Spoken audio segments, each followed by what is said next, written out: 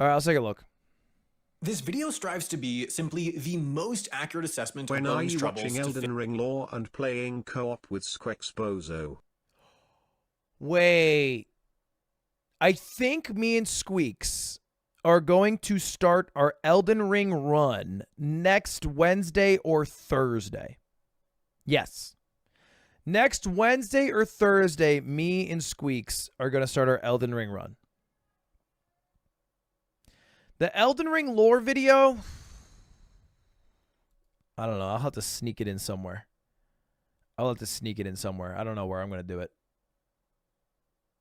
Fit within 20 minutes. To achieve this, its script was written in collaboration with and based on reporting by John Ostrower and his team of journalists at the Air Current, although any conclusions are our own. There's some of the most respected names in the space, and recent weeks have been an extremely busy and opportune time for aviation journalists, so we are immensely grateful for their contributions.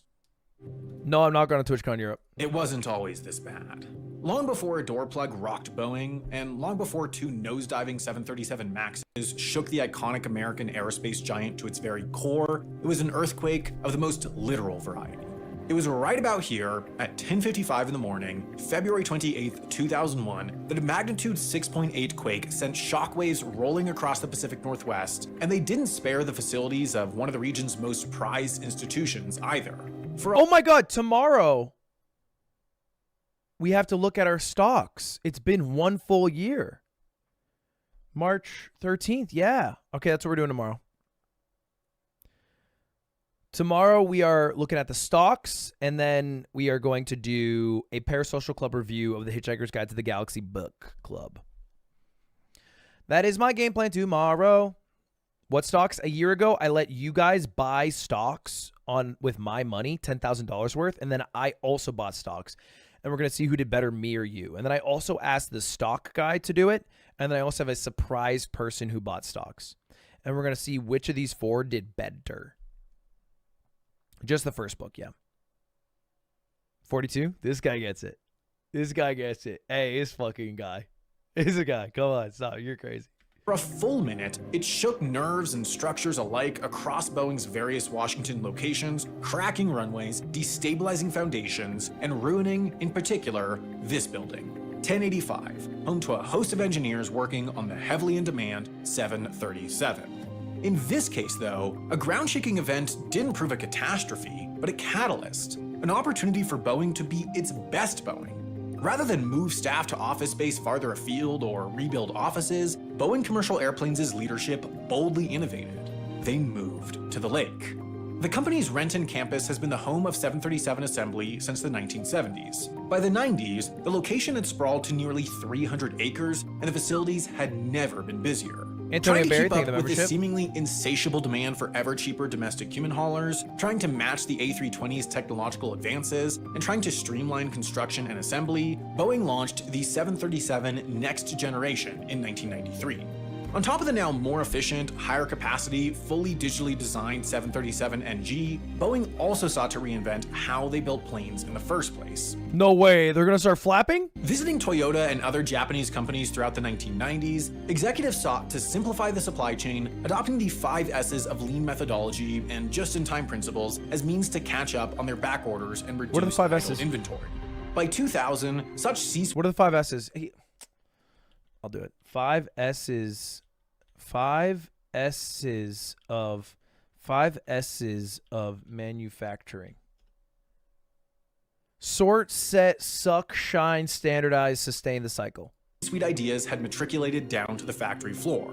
In Renton, Boeing had swept, simplified, sorted, and sold off so much unneeded stock and general clutter that it now had acres of newly unspoken for floor space and storage. Rather than expand to meet demand, they shrank. Then, when the earthquake shook the region and then 9/11 shook the world, the company took advantage of Sorry, I know 9/11 did do that. I just didn't expect that to come up. Then, when the earthquake shook the region and then 9/11 shook the world, the company took advantage of upheaval and slowdown by moving the entire 737 team from ground floor machinists to high-ranking engineers into the same building. By effectively decluttering... Bro, I'm not laughing at it. He just kind of fucking, he dashed in 9/11 without... Like, that was That was a sentence. That was a dependent clause, not an independent clause. That throws me off. Spiral, thank you for the membership. Boeing moved engineering and business offices into the 3 buildings running the floor's east Antonio and Barry, west thank you for the 20. boundaries and its center. By closing the distance between machinist, engineer, and management, difficulties in assembly, pain points, and slowdowns were trimmed away one by one. Smart. Always put the engineers and the same people as the manufacturers, okay? Because you can't let you got to put the engineers, the design. You can't let the designers run wild, okay? You got to make sure they see their shit get implemented. That's smart. That's smart. By closing the distance between plane and parts, placing the assembly on a moving line transporting the plane from one station to the next at a rate of 2 inches an hour, the factory was clearing an output of more than 30 planes a month by 2010, and eventually halved individual production time from 22 days to just 11. With the move to the lake complete, nearly 8,000 NGs would take to the sky in the following 20 years, making this 3rd generation 737 the best-selling generation of what was then the best-selling commercial aircraft in the world. How long till you stop flying a plane? Is it like a car? Like you drive it off the lot and then a Boeing 737's like, that puppy just lost half its value. I feel like a plane could be out there for a while. Yeah, it's lifespan. That's a good way to put it. It's surprising to me that they're making planes at such a, what seems to me, rapid rate. Because I feel like we got enough planes. But I guess we need more planes. 40 years? 20 years? 20 sounds right. 20? 20-ish? Producing a safe, reliable product through a quick, efficient, stable model that provided ample room for collaboration, communication from leadership, and continuous improvement through engineers and on-the-floor machinists, Boeing by the mid-2000s had reached peak Boeing. Alongside the successful 777 launch in '95, which is still the most popular wide-body plane the world over, the 737 NG development, the proactive restructuring of its Renton factory, and the sound maneuvering to maintain an upper hand in its competition with Airbus, Boeing was increasingly dependable. Boeing was revered. Boeing was an American institution that Americans were proud of. Of course, while reaching a peak is difficult, so too is maintaining a peak, as the potential to slip is never too far. Okay, Jesus. I know that analogy in like esports, it's tough to stay at the top, but referring to planes and then the opposite of staying at the top is plane crashes, kind of tough. At about the same time, the company also decided to take a stab at a bolder project with an even bolder business model not too far up the road. 36 miles or 58 kilometers north on Highway 405 from Boeing's Renton factory is Boeing's Everett factory, the single largest building in the world. And it's here where its troubles first appeared. Straight up? They have that title, largest building in the world? I mean, I don't know how far we are. It doesn't look that big. I don't want to be a hater. I could build it bigger than that. Of course, when developing brand new planes for brand new purposes, there's bound to be a few swings and misses. But it's less the miss and more the style of the swing that illustrates how far and how quick Boeing fell. In 2003, Boeing decided they were It's not a competition. You're right. It wouldn't be. I mean, it would not take me long. Going to make a new plane. It'd come to be called the 787 Dreamliner. But the board and CEO and ultimately investors were tired of the cycle of spending huge sums to design a plane and spending years upon years for them to finally turn a profit. They wanted returns faster. Make more money. In fact, they said they'd do it for less than half of what they spent on the 777 a decade ago. Don't love that. Don't love that. And then, to cap off the challenge, they were going to introduce a litany of new technologies, including, most importantly, the first majority composite airframe of any commercial aircraft ever. Composite. So that's chat. If you guys don't know, by the way, it's made up of multiple parts, meaning 2+. Wholesale revolution in how jetliners had always been built. But Boeing had a solution. A decade before, McDonnell Douglas was the last great American commercial aircraft manufacturer that wasn't Boeing. Yet like all others in this category eventually did, in the 1990s, as the Cold War ended and Airbus strengthened, it was struggling financially. It needed a new aircraft to have any shot of survival, yet it didn't have the cash to design a new aircraft, so rather it aggregated a collection of suppliers to take on the design risk themselves. They'd each pay to design their respective parts, McDonnell Douglas would put it all together, and they'd all profit based on the sales. Ultimately unable to turn around its fortunes, McDonnell Douglas merged with Boeing in 1997, and the new, larger Boeing rebranded the beleaguered MD-95 the 717 and committed to bringing it to market. The names are fucking confusing. I don't like them. Because I know 737, I've heard of 787, 777. Is higher doesn't even seem better half the time.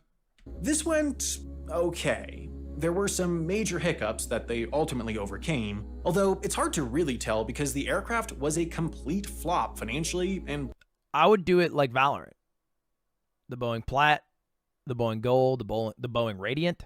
You know, if you're really fragged out on the design or something. Boeing preferred to sell the 737. Only 155 were sold, meaning the risk that the suppliers took on was never truly rewarded. Yet, also now part of the new, larger Boeing were all the former McDonnell Douglas executives. Or like do it by like what the plane's used for. So like Boeing, this is a trip if you want to go to Vegas and it's like a short flight. Boeing, this is like you're going across the country flight. Boeing, this is like if you're going across the world. And it's like Boeing, we are maxing out how fucking far this plane can go. That, you know. When faced with the challenge of how to make a new aircraft for less, they felt they already had a solution. They'd do the 717 strategy. They'd collect together subcontractors, Japan's heavy industrial conglomerates, Alenia Aeronautica, Vought Aircraft Industries, assign them parts, and not There's only a real ask them company to called produce the Vought? parts, but to design them too. And most crucially, Boeing Saab wouldn't still exists? pay for the development, at least not nearly to the extent they had previously. Once again, in order to win the contracts, the suppliers had to foot the bulk of the upfront development costs and make it back long-term through what Boeing contracts. The suppliers had to foot the bulk of the upfront development costs and make it back long-term through what Boeing and airlines paid for parts, spares, and maintenance, or at least try to. That stands for Mitsubishi. Clearly, this was a disadvantageous deal for the subcontractors, but what the process proved out was that it did not matter. Boeing had enormous negotiating leverage. Holding half of the commercial aircraft market, any Boeing contract was better than no Boeing contract. So subcontractors agreed, and Boeing's plan to build its most advanced aircraft in history at a fraction of previous development costs marched forward. Looks like a damn whale. The utopian vision to speed up development and cut the cost of a new airplane had collided with an increasingly transactional approach of the new Boeing. This went poorly. The plane was 3 years delayed. When rolling the first 787 out to reporters, dignitaries, and employees on 787, observers on hand noticed that if you looked up through the wheel, you could see daylight from the cabin. If you looked through the cockpit's front windows, Saab mostly makes air-to-ground missiles? What?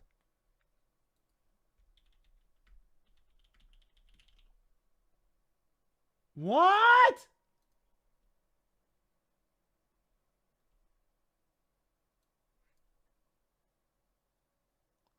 The car company?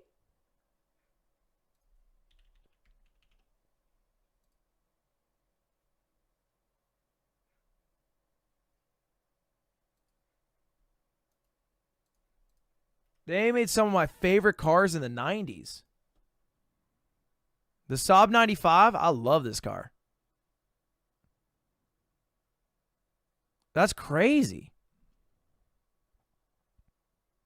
They're just done with. I thought they like were done as a company. It's a subsidiary. They're not. Well, the car company's gone. It went under. They don't exist any. They don't make new cars, right? They went under a while ago, right? I didn't realize they fucking stuck around and make a couple of missiles.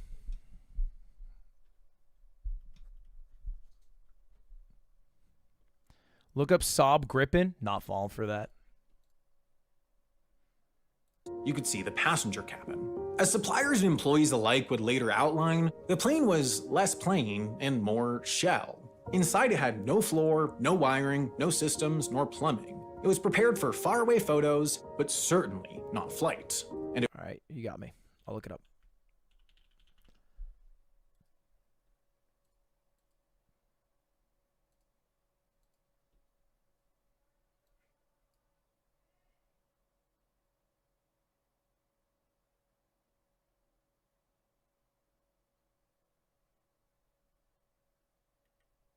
the fuck?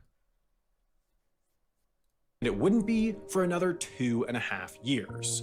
Even once finally flying with airlines, the expected production cost benefits from the new technologies never fully came, and it had a rough start to commercial service with a series of thermal runaway incidents in its lithium-ion batteries that led to a months-long grounding in 2013. The 787, on the surface, has been an unabashed success for Boeing. 2023 saw more than 300 new orders and the delivery of its 1100th version, but despite that, it still hasn't come close financially to delivering on its original promise for Boeing or its suppliers. How is that possible? Yokoso. How is that possible? Ultimately, the inevitable outcome of an overly compartmentalized development and manufacturing process. Probably because an overly compartmentalized. So they didn't do that again. Coming out of the global financial crisis, consumer demand for air travel was beginning to boom again, and with the fresh memory of record fuel prices, Airbus had just launched its new generation of fuel-efficient, re-engined A320 narrow-body aircraft. Combined, that meant Boeing hardly had a choice. Airbus was winning once Boeing-exclusive buyers. Boeing had to launch a corresponding fuel-efficient narrow-body aircraft or risk losing market share of its most popular product, its core profit center, to its competitor. Yet, Boeing's top engineers and finances were still tied up in getting the beleaguered 787 flying, and they certainly were not going to set up an God damn it. Beleaguered. Difficult situation. all-new production system quickly enough or try the outsourcing strategy again. That meant that practically, they just couldn't build a new aircraft. The only way they could get a fuel-efficient narrowbody to market soon enough to respond to— I read books! I'm not busting out. Don't fucking sit here pretend you're dropping beleaguer on a day-to-day. Mosh, I'm live. Oh. All right. Yeah, you heard I'm live, right? Okay. Yeah. Well, that's offline. I do that offline, yeah.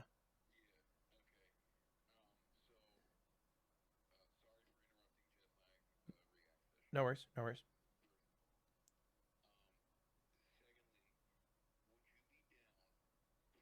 you guys want anything from Taco Bell?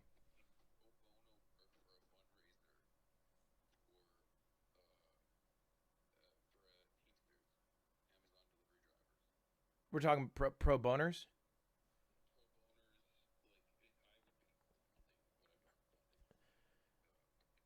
Give me a time and place and what the ask is, and I'm down.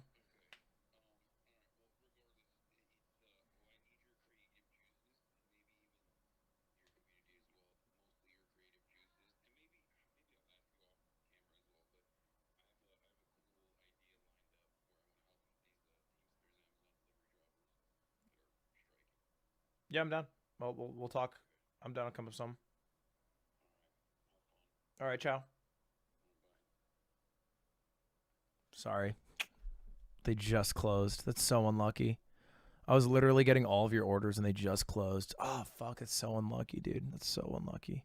Airbus, with the resources they had, was to make yet another iteration to their almost 5-decade-old 737 design. So, backed into a corner, that's what they did. Continuing their response to the 787 difficulties, the company returned to a more traditional development and manufacturing process. It's not that— Who made the speed of sound plane? I don't know because I've never ridden it. They got rid of it before I was old enough. What's that one called? The one that they grounded? The Concorde?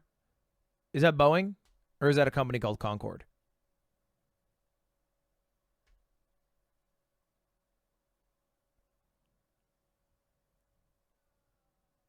Different company? Someone just make that shit.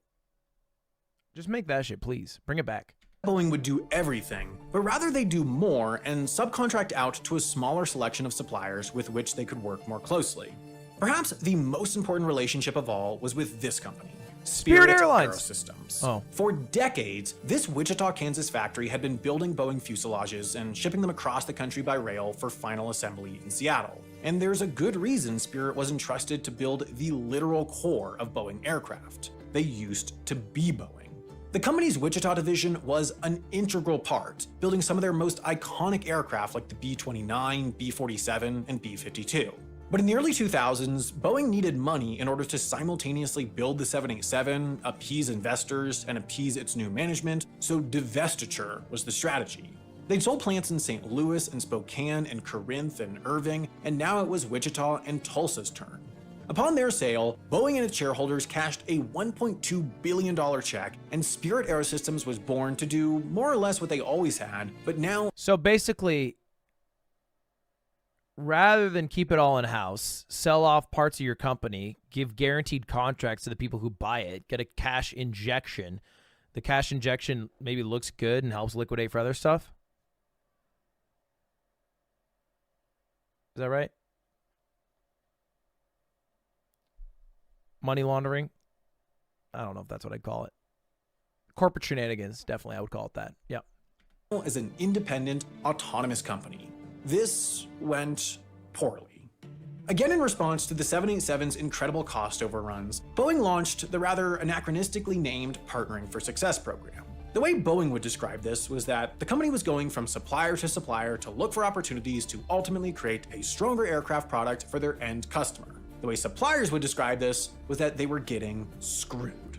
Boeing would go to each, say UTC, who made the 777 landing gear, and demand to pay about 15% less for the same part. If the supplier didn't agree, they'd lose the contract. When UTC refused, the landing gear contract went to Hero DevTech, a comparatively obscure manufacturer for which this would be a major coup.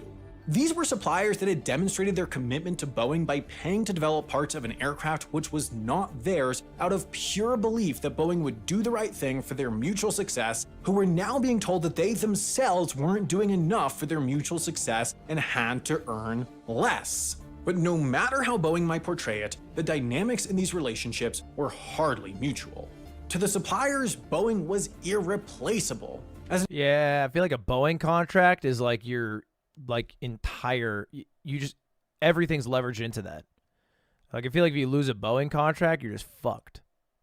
The aerospace supplier, there's Boeing, there's Airbus, there's Embraer, and that's it for major commercial aircraft component customers. If they want business, they have to work with Boeing. The imbalance of power is massive. So rationally, yet unfortunately, plenty agree to those price cuts in exchange for yet another promise that it'll lead to greater mutual success thanks to a higher volume of orders down the line.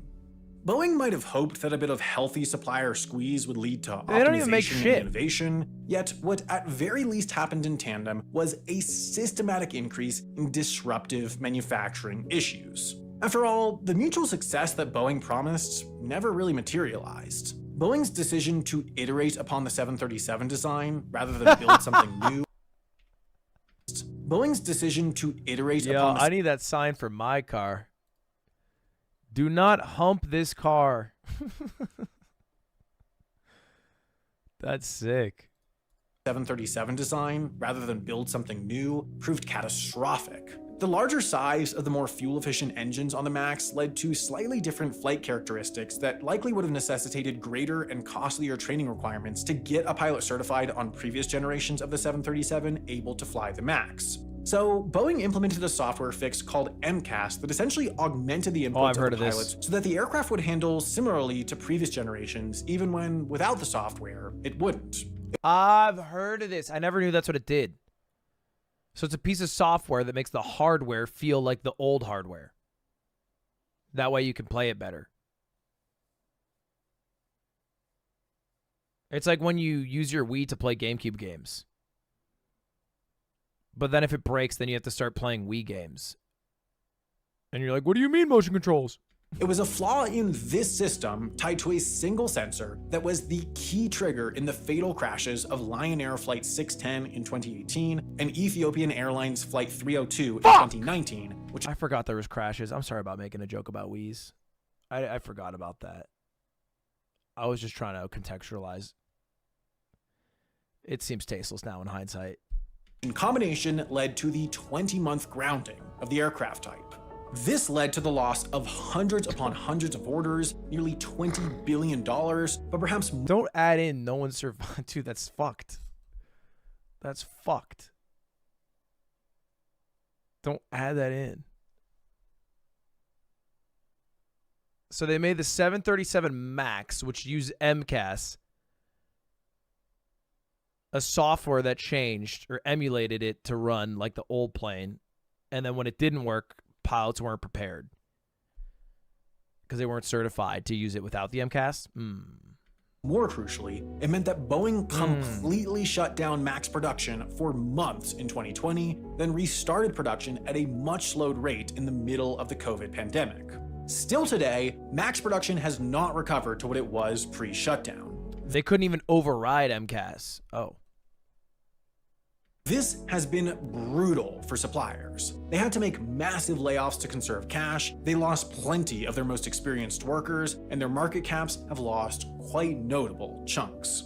And today, it's no surprise that suppliers like Spirit are a source of many of Boeing's woes. Lawless guy, Antonio Barry, think of the gifted. 1510, thank you guys. Spirit Aerosystems, by itself, has been responsible for defect after defect that slipped past QA. The relationship between Boeing and its former Kansas division has only just begun to right itself under new management and a new Boeing contract that let Spirit finally earn money on its contributions on the 787 after losing more than $1 million on each one. What are these carrots? Are these all like Boeing shells that haven't been produced because the production slowed down? 2007. Altogether, there's this sequence and sum of issues occurring across an array of companies with little commonality between them. Some are strategic failures, some are software bugs, some are production issues, some are an unresilient response to an outside force. Perhaps the only commonality is that they're all occurring as part of this incredible global multi-company machine that builds a Boeing aircraft. That leads to one conclusion: the machine that builds the machine is broken. It's not the suppliers or the airlines or the pilots or the maintenance engineers, it's Boeing that's broken. They are now unable to reliably convert the singular engineering marvel into a consistent product. Yet still, that leaves the question of why. These days, commercial aircraft are— So is it just the 737 MAX that is affected? Like if I'm flying a plane and it's a basic old 737, is that chill? Because they made them good back in the day?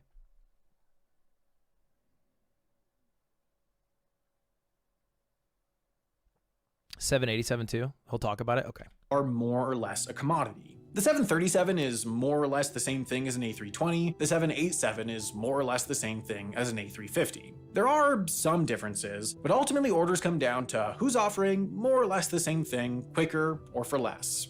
The two major aircraft manufacturers have responded to these commodity economics in slightly different ways. Both have focused intensively in their factories, and Airbus itself had its own massive and costly blunder with the A380, but Airbus never pursued such an extractive strategy with its suppliers, nor did it fight costly cultural battles with its own What a big-ass workforce. plane. It not only talked about its desire for supply chain stability, it actually sought it out by bringing back parts of the process under its own roof. That stability has enabled Airbus to push the younger A320 bit by bit into the best-selling airplane of all time.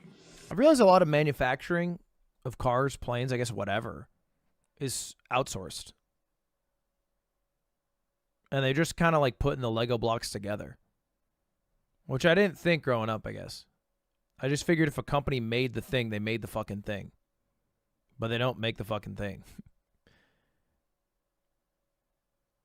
They just kind of piece the thing together. In the world's most entrenched duopoly, Boeing and Airbus know they're going to get orders regardless, since it's a commodity market, and so ultimately their financial success is going to be about the combination of how fast they can build aircraft and how cheap they can build aircraft. Essentially, Boeing is just wholeheartedly embracing the realities of the market while fixating on the financial returns of free cash flows for investors. I do know NASA doesn't make it. They just offer contracts.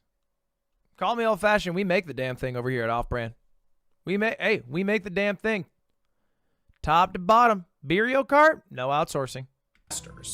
This isn't working. Just some manufacturing, American manufacturing. Is hard. Manufacturing an aircraft. What about the bidet? So we're getting personal. It's a personal question I don't want to answer. Is harder. Manufacturing an aircraft profitably is even harder. Manufacturing an aircraft capable of flying the majority of every single day for 2 or 3 decades, designed to be safer than walking down the street in conditions ranging from 40 below to 120 above, during anything from a clear sunny day to a hurricane, profitably while simultaneously engaged in a perpetual chase of even greater profits through an endless fight between its constituent parts, has perhaps proven too hard.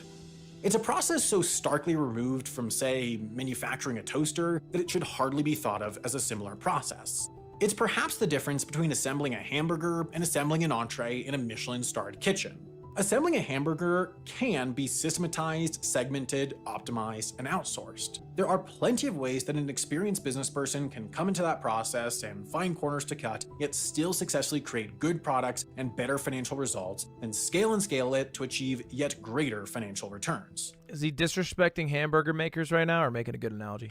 But you don't see Michelin-starred franchises. That's because you don't get the best food in the world by telling your cooks how to make the best food in the world. It's not something that can be systematized, segmented, optimized, or outsourced. But he's You don't never had a just Mr. hand Beast them a burger. recipe and hope for the best. If You he get had a the best Mr. food in Beast the burger, world he wouldn't through be the singing sum this of tune. the small things, the best ingredients possible, the cleanest working environment, the best designed kitchen, pay that attracts the best talent, a sustainable working schedule, mentorship between older and newer staff, and on and on and on. This is just into making me so smaller and hungry. Smaller minutia to chase margins of quality through people, I did not eat recently not enough for this. processes, and only then, when they've been given every opportunity to succeed, holding them to the absolute highest standards.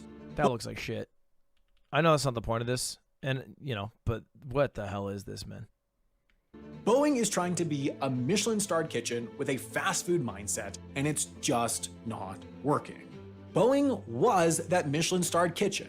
There was an era when they had an incredible, almost otherworldly ability to shepherd an entire industry and the world into a new era of modernity through the awe-inspiring machines it built. Yet as the days of today's bleaker era accumulate, its ability to return to the old one grows weaker. Boeing's best people are leaving. They're retiring or growing tired Is of Boeing a working private for a company company? that stumbles, only to promise reform just before the next stumble. The company needs a new aircraft, yet the it's people with public. the know-how from building the last one are growing scarce. Consequences are mounting. Cost consciousness led to cost overruns that led to further cost consciousness, and so on and so forth. So the very It is not having a good year to date, huh? It dropped 5% today, 8% in the past 5 days. thing that the company focuses on most is where it's failing most. The string of 2 decades of issues has meant that, while Boeing is still plenty capable of building overwhelmingly safe aircraft and attracting plenty of orders, its ability to actually financially succeed while selling the commodity at the price the market demands is waning.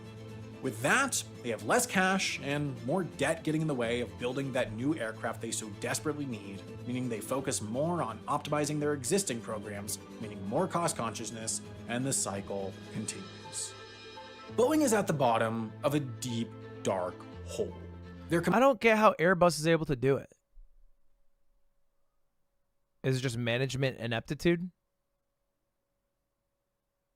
Because, why is the market demanding such a low price unless another supplier is able to actually provide that price? I guess it's taking stuff in-house. I guess that was the whole point of the video, is that they took some of the stuff in-house. Competitor is not. There's not some crucial difference between Boeing and Airbus. There's not one quick fix the American manufacturer Airbus can is make European? to reignite the fire. There's just a fundamental way of doing things we're that losing simply to the is French? not working. That means the only way out of this hole is the long, boring, awful process that does not conclude a video about it well, Dude. of just being better. Boeing. In every way, on every day, from its leadership down to the factory floor. You're In an French? Yeah, you're right, actually. You're right. Ah, we've beat you again, fuck owls. Industry where a few missing bolts can Stay blow on up top, a man. door We plug, stay on top. ground a fleet, and tank a stock price, it's the small things that matter. Yet Boeing's big issue is its misguided belief that it can cut and squeeze those it needs most without it all falling apart. While Boeing is the US's only commercial aircraft manufacturer, there are other aircraft manufacturers. In fact, there's another aerospace company just as big as Boeing, Lockheed Martin. Of course, they specialize in military aircraft, whose design and manufacturing works in a very different way from commercial aircraft, perhaps most of all in how disproportionately focused on research and development it is. For example, the company's B-2 bomber cost, inflation adjusted, about $2 billion each, and only 21 were built, largely because of how many new technologies were incorporated. That shit blows my mind. How does it cost $2 billion for one of those? $2 billion? Like, I don't understand if the first one cost $2 billion. But like the parts and shit? Or is that like an average of what they spent on R&D over the year divided by the amount they make? Because that, okay, that makes more sense. I thought he was saying just by raw worker hour and cost of goods, it costs $2 billion. I think it's a fascinating aircraft, which is why I was so excited when my friends over at Mustard put out a whole Nebula original specifically about it. If you like videos about planes, you've almost certainly seen a Mustard video, so you know they have some of the most amazing production quality out there. And when you combine it with the story of one of the most interesting aircraft out there, it makes for a simply great video. If you want to give it a watch, just head over to Nebula. I'm laughing because he said my creators friend like at Mustard Mustard and myself put big exclusive projects over on Nebula is because they offer a funding model that allows for that amount of time investment into a single thing in a way that ad-supported platforms like YouTube just can't. So that means there's loads more hijacked in the 9/11 attacks. Is that funny to you too? No, it's not funny to me. MCAS is supposed to make the plane stay level, but didn't. Look it up. I vaguely remember actually listening to a podcast about the MCAS failure, and it would make the plane nosedive, and the pilot could not autocorrect enough against it or turn it off. Original content, like Neo's fascinating episode of his Nebula exclusive series Under Exposure, breaking down the Tenerife disaster, the deadliest air accident in history. Or we did an episode of our Nebula exclusive series, The Logistics of X, about how arms manufacturing works. In all, Nebula is the place to go if you enjoy the type of stuff that independent creators put out there and want to see what happens when the same creators put more budget and time into their work. You can also, of course, watch their normal this guy, thank you for all the gifted, dude. What the hell? Videos early and ad-free. So altogether, it's a better viewing experience for what you already watch, higher budget versions of what you already enjoy, and it helps support the creators you already follow, and all of this goes for far less than the price of basically any mainstream streaming site. When you sign up at nebula.tv/Wendover, you'll get 40% off, which brings the cost of an annual membership down to just $2.50 a month. Signing up there will help support us at Wendover, so thank you in advance. You're welcome.